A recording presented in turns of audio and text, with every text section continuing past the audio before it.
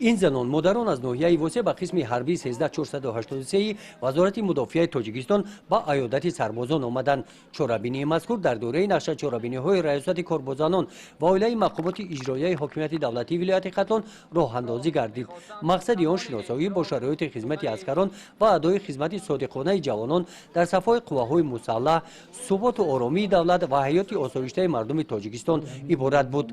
در واخوری با سربازان این قسم حربی سرداری ریاست کارگزاران و اولای مقامات اجرایی حکومت دولتی ولایت ختلان، مدران، رهبریت قسم حربی و نمایندگان ساحه علم برآمد نموده در سخنرانیشان قید نمودند که جوانان ما در رشد تمام ساحه‌های اقتصادی و اجتماعی کشور سهم بسیار ارزشمند گذاشته، نقش آنها از اشتراک در بنیاد انشاءهای عظیم مملکت تا خدمت صادقانه در صفای قواهای مسلح ارزنده تحسین و باعث افتخار هر یک ما می باشد.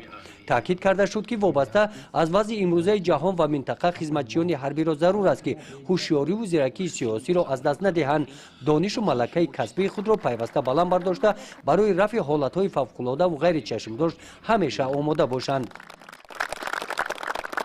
با این چورابینی مدران با دسترخوان ایدانه تشریف آوردند. برای سربازان دسترخوان ملی عبارت از محصولات‌های پخت‌وپز خانگی پیشنهاد گردیدند. گزارش خواجه نظریف خدای نظر ظهورов از ناحیه واسه برای برنامه اطلاعاتی نوید.